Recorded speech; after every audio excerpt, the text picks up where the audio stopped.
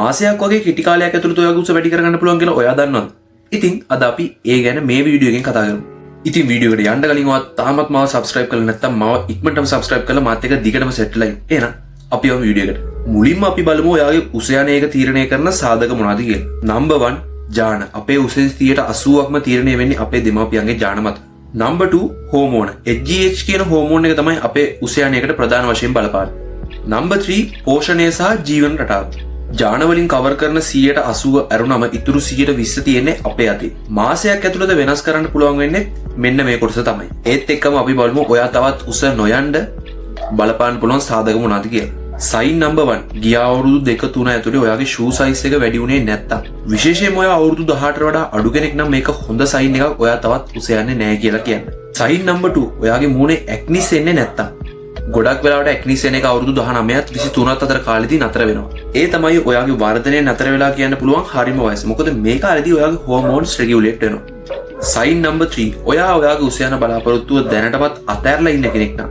හැබැයි මං ඔයාට කිව්වා මාසෙකින් උස යන්න පුළුවන් කියලා. ඉතින් මං උඩදී කිව්ව කරුණ ඔයාටත් තිබ්බනම් ඔයා වොරි වෙන්න එපා. ඉතින් මම මේ දැන් කියන ටිප්ස් ටික ෆලෝ කරොත් ඔයාට උස යන්න පුළුවන්. number 1 හරියට නියුට්‍රිෂන්ස් ඔයාගේ ඇඟට ගන්න.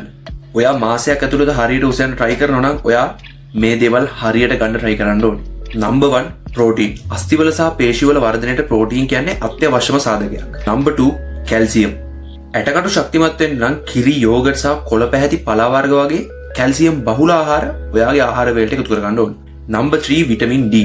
මේක නැතුව ඔයාගේ ඇඟට කැල්සියම් උරා ගන්න බෑ. ඒ නිසා උදේට අවුව තපින එක ගොඩක් වැදගත් දෙයක්. number 4 වතුර. දවසට වතුර ලීටර 3ක්වත් බොන්න. ඒකෙන් ශරීරයේ තියෙන විෂ ඉවත් වෙලා හෝමෝන ක්‍රියාකාරීත්වය වැඩි කරනවා.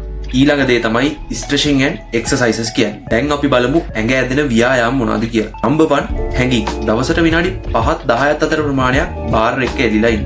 මේකෙන් ඔයාගේ කොඳු ඇටපිලේ තියෙන තෙරුපම අඩු වෙලා ඇදීමකට ලක් කරනවා. number 2 cobra stretch. number 3 swimming. Swimming කියන්නේ මුළු ඇඟම හොඳට ඇදෙන ව්‍යායාමයක්. number 4 ස්කිපින්. ස්කිපින් කරන එකෙන් ඔයාගේ ඇඟට හොඳ උත්තේජනයක් ලබා දෙනවා. ඊළඟට වැදගත්ම දේ තමයි නිින්ද.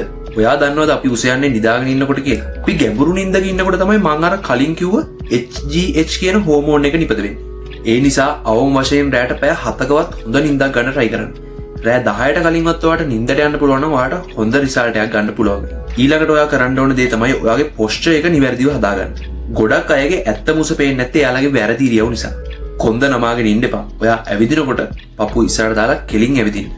ඔයාගේ කොන්ද කෙලින් තියාගන්න එකෙම ඔයාට ශනිකව අඟලක් විතර උස් වැඩි කරගන්න පුළුවන්. මම මේ කිව්ව පෝෂණය, ව්‍යායාම සහ නිින්ද කියන කරුණු තුන මාසයක් විතර එක දිගට කරලා බලන්න ඔයාට පැහැදිලි රිසල්ට් එකක් ගන්න පුළුවන් වෙයි.